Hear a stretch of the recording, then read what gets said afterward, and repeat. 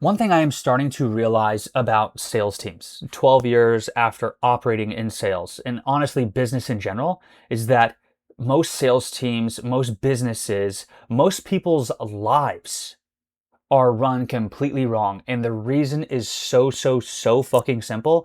And I'm telling you, when you get this, what I've seen this unlock in me, the amount of agency, the level of agency that I now operate from and have, I will contribute to this and this alone. Okay. But the reason why sales team businesses and people's lives are run wrong is a simple reason. And this is the reason. They and the majority of the world, even the medical system, are obsessed with outcomes. The focus is outcomes, outcomes, outcomes. Where are your closes? Where's the revenue? Where are the results? No one is focusing on the inputs that actually produce those outcomes. And that is a huge mistake. Because when you think about it, outcomes are just a byproduct of the inputs. Do you have direct control over outcomes? No, you do not control outcomes directly. What do you have control over? Behavior, effort, actions, and those inputs are what create the outputs. And one thing I've been noticing in my own life and business recently compared to years ago is that I'm not really focused on making money anymore, like at all. And it feels amazing, by the way. I'm not focused on closing clients. I could have been way more successful in sales than I was because that's all I was focused on. And I was so stressed and I was so miserable and I fucking hated life, right? I'm not even focused on revenue the way I used to be. My focus now is actually on my own evolution as an individual. That has become the main priority. But what's interesting is that when you start focusing on evolution and inputs instead of outcomes, something very powerful happens. This catalyst that will just unlock the most amount of agency that you can possibly have happens. Like you realize that you can actually be successful regardless of the outcome because success becomes effort-based, not result-based. Success becomes about the inputs. Think about how most sales teams operate. I'm telling you guys, this video is the video that's going to put you on the fucking map for 2026 in your fucking life. I'm telling you, I promise you. I've been through a shit ton of inner work over the past couple of years, like insane amounts of inner work, okay? And this realization that I got operating from an input-based reality, not an outcome-based, reactivity, it will unlock a version of you that you could not imagine, that you were not imagining, that you did not know could be imagined, right? But think about how most sales teams operate. They judge everything based on outcomes. How many deals did you close, right? How much cash did you collect? What was the AOV, right? Over the past 30 days, that's such a strange way to run a system. That's not even a way to run a system. You're not running a system. Because the real question should be, what produces the outcomes? If you are not operating your business, your life, your relationships, everything, yourself from this, if you start doing this, I fucking promise you, once this clicks, you will turn into fucking Superman, Iron Man, and Batman in one. I'm telling you. But what produces the outcomes?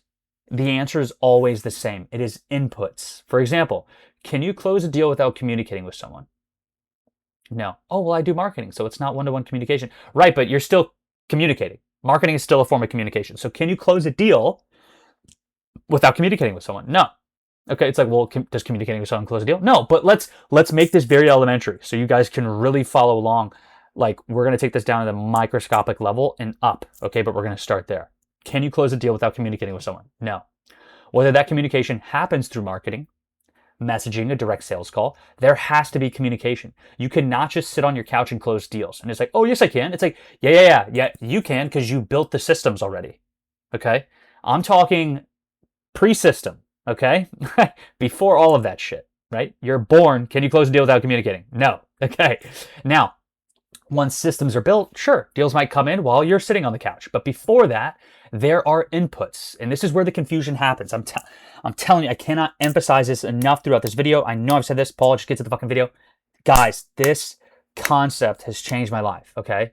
This is where the confusion happens. Before I understood this, I was constantly anxious. I was running around like a chicken with my head cut off, trying this strategy, trying that tactic, feeling overwhelmed, feeling overworked, stressed, desperate. Like, guys, my name has gone around in the community because of the amount of money I've invested into myself.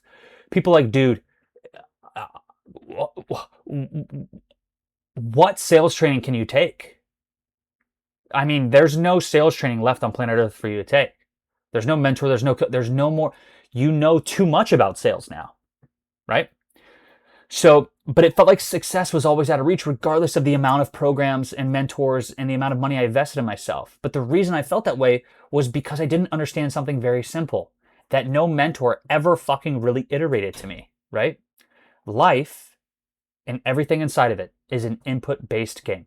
That is it, okay? If you do push-ups, your chest gets bigger. Push-ups are the input. Muscle growth is the output. The relationship is simple. But for some reason, when it comes to business, people start treating results like it's some kind of mystery. Like entrepreneurs above $100 million a month are like a mystic. Like, what? And that's another video. Even mystics are behavior input, because I'm a big fan of mystics, right? And people look at them with this like confusion and mystique and like, oh, fuck, shit. It's just like, dude, you can do that shit too. You can become enlightened too. It's not just for Jesus and Buddha. That's another video. I'm getting off script, right? But like, there's something magical about some entrepreneur doing $100 million a month. Like some people they just have it. They just have it. Yeah. Fuck that, dude. Like, and they just have it and others don't.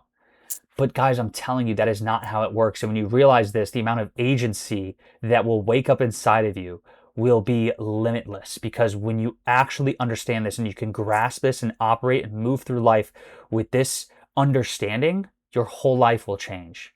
And once you start seeing the world through this lens, I'm telling you, you start seeing it everywhere. Even in the medical community, instead of asking what inputs are producing this outcome, we often just jump straight to the output. Like, here's the symptom, take this pill, right? The real question should be, what behaviors created this condition? What lifestyle inputs produce this outcome, right? That's germ versus terrain theory, right? Like if genes are the gun, lifestyle's the trigger, right? That might trigger a lot of people because some people don't believe in that, right? I believe in that, right? That's my methodology, okay? Which really runs deep, by the way, from a very young age, okay? I started fasting when I was like 16, 17, 18, okay? I was very health conscious even before that, right? Because of like the anxiety, the depression, all of this shit I was going through, I was looking for some type of out, right? Because I'm like, and doctors are like, hey, take this pill. And I'm like, no. Like, I didn't need to take a pill to cause this. Why do I need to take a pill to get rid of it? Like, I don't know why, if I was just blessed with that perspective, but very early on, I've just always had that perspective. And I never knew it would come into play like this because it never even clicked, guys. Sure, I might have had that outlook on life, but it didn't click until when I understood from a business level, not a health level, from a business level, that $100 million a year is input-based. $1 billion a year is input-based. $1 billion a month is input-based. Okay, we live in an input-based world. Okay, we can get into the philosophies and the quantum mechanics and it's not deterministic, it's probabilistic. Sure, we can get into that because I'm open to that. But I want you to at least understand this from a business level, so that you could start making the money that you want to make, so you can change your fucking life and change the lives around you. Okay, but yeah. So it never really clicked. So I'm gonna be like, oh, Paul looked at the world that way. Yeah, but it never actually benefited me until now. And I looked at it the way now that I'm looking at it, right? It started then, but it's like the outlook started then, but it actually came to fruition on how I could use it now. Okay. So the idea, right? And just to reiterate on that, the idea, I was actually influenced way earlier in life without me even realizing it until now. Okay, when I was younger, a lot of shit happened, felt very, very anxious, and I started thinking like, what can I control? Maybe it's what I'm eating. Maybe I'm not sleeping enough. Maybe I'm not getting enough sunlight, right? Because I couldn't control what was happening to me. What was happening to me was what was happening to me. What can I do about it, right? Maybe I'm not exercising enough, right? So my outlet was health, right? So in other words, I was asking, what inputs are creating this output, right? There were obviously inputs that were creating outputs that I was not in control of, that definitely were a huge cause of that. but I was like, I was a child. I was a baby. I had no agency in that regard. So it's like, what can I focus on, right? And my outlet was health, right? So, because to me, there's always a reason, okay? And the same thing applies to business. If someone is producing a certain amount of revenue, there's a reason. The question is, what are the keystone behaviors? What are the small number of actions that drive the majority of the results? What is the 20% of the behavior that creates 80% of the outcomes? Because when you join most sales teams, that's not the conversation, right? Instead, it's where are your closes. And it's like, what? That is the worst fucking way to run a sales team. The real question should be things like, how many conversations did you have today? How many times did you ask for the order? Because think about it. Can you close a deal without having a conversation? No. Can you close a deal without asking for the order? I mean, maybe one out of, 100, someone will just be late and be like, how do I pay? And you're like, right here. And they're like, okay, cool, it's paid. That's not the majority though, right? 20% of behavior produce 80% of the outcome. That behavior that I just explained where it's a laydown, that is not 80% of the outcome, okay? So, right? You'll get the here's my credit card guy every once in a while, but most deals happen because someone asked for the order. So if you're looking for 20% of the behavior that drives 80% of the results, that's one of them. And once you see this, once you start really metabolizing this perspective, you start seeing the same mistake everywhere. People are obsessed over outcomes, right? Like absolutely obsessed.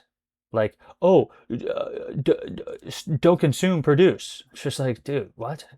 Like it's so funny. Like everyone just says the whole world is like a fucking parrot. Like one influencer will say this, and then everyone and their fucking grandma on social media is like, don't consume, produce more than consume. It's like, dude, do you even know what the fuck that means? Like you're just repeating what everyone else is fucking saying. Like, holy shit, have your own thought. Like through your own experience, produce thoughts that voice the experience you're having. Like Jesus Christ. Anyways. No one is analyzing the behaviors that produce those outcomes. And when you finally understand that life is an input-based game, I'm telling you, the most interesting thing that in your life will happen. A lot of anxiety disappears, a lot of confusion disappears, a lot of mystique around success disappears, right? We think it's this like out of touch, like out of reach, like reality. And it is an absolute fucking illusion. And this illusion and breaking through this, because that's what I'm about. Right? If you guys have watched enough of my videos, if you know me personally, right, in the journey that I've been on, I love like seeing through the illusions of reality, and I love evolution, right? And relationships and business are two phenomenal vehicles for that, okay? But I finally started understanding something people, like Alex Hormozi say all the time. Like the work just needs doing. And for a long time, I didn't really understand that, and it felt like very like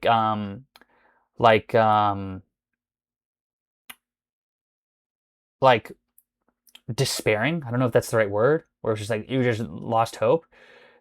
Because I thought there was something else in the way. Like there must be some secret, there must be some missing piece, but there isn't. The work just needs doing, right? And I can relate a lot through this, through marathon running, right?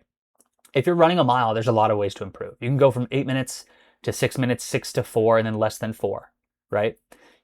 So there's a lot of variation. But once you start playing a distance-based game, like things change. When you're running 40 miles, 100 miles, there's only so fast that you can go, right? At that point, the race becomes about consistency.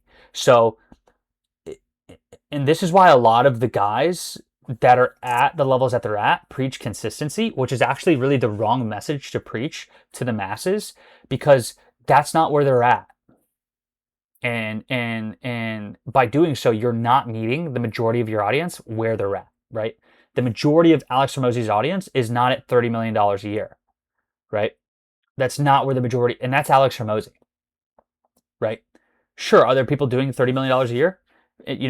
Absolutely. But the majority of his audience, like, that's not where they're at. So when you preach consistency, it doesn't really make sense, right? Because these people haven't even ran a mile yet.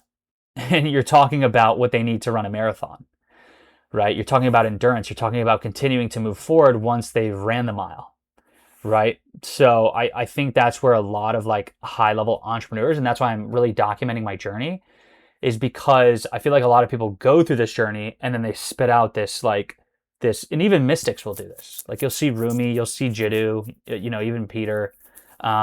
They'll go through years of enlightenment and then just start talking when they're like when there's less illusion between them and enlightenment. It's like, no, no, no, I'm here.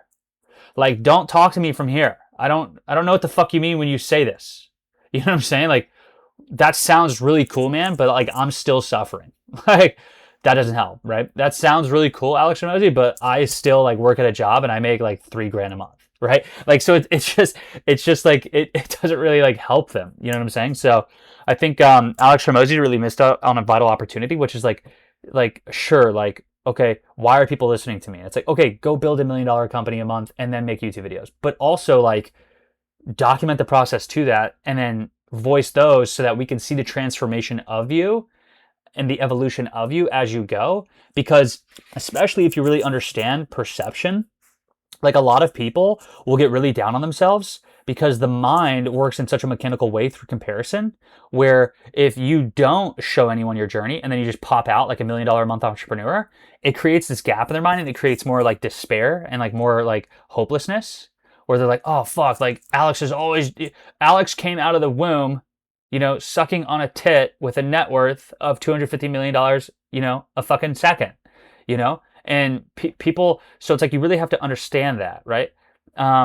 If like, because at the end of the day, like marketing is messaging, sales is messaging, and if the messaging falls on deaf ears, then your communication was ineffective. So this is all about persuasion and influence, which is like, is your communication landing, and are they actually taking action after your communication? If not, then it's like something needs to change. And maybe Alex Hormozi is just not worried about that, right? Because at the end of the day, I don't think he really cares about, the people that aren't making jack shit. He's more so like, who's making $1 million a year right now and how can I get them to 30? Which makes sense because he's in private equity and, but like from a holistic perspective, it's like if the whole goal is to like raise like the level of society, I think that would be much better. But anyways, I digress. Business at the highest level is like that, right? Building a $1 billion company is not a sprint. It's not even a marathon. It is an ultra, ultra, ultra, ultra, ultra marathon that might last your entire career from age 20 to 60, right? Like an ultra marathon, you could finish, like these crazy runs, right? You can do in like 14 hours, maybe 20 hours, 30 hours, 40 hours, right? 60 hours, right? 100 hours, right? Which is a couple of days, guys. But like to build like $1 billion organization, that's not done in a couple of days, weeks, months, or even years. Like that takes decades. So you kind of have to translate that to like marathon running. And it's like, okay, I'm going to be running this marathon for like 40 years. And it's like when you start to like grasp that, like, hey, how long does this race last? Oh, it's a 5K, like less than 15 minutes, less than 10 minutes, right? Oh, it's a marathon. It's like less than 3 minutes, or fuck, less than 3 hours. Oh, it's an ultra marathon. Oh, less than like 20 hours, right?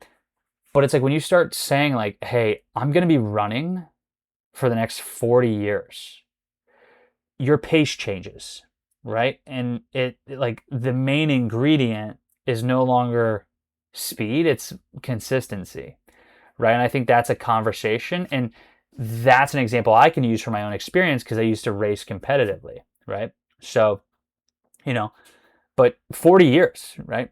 So something like extreme races, like Badwater, where people run hundreds of miles through brutal conditions, at that scale, that the game becomes simple. Like the walking just needs to be walked. The running just needs to be ran. The inputs just need to be executed. And the outcomes at the end of the day, when the inputs are put in, take care of themselves.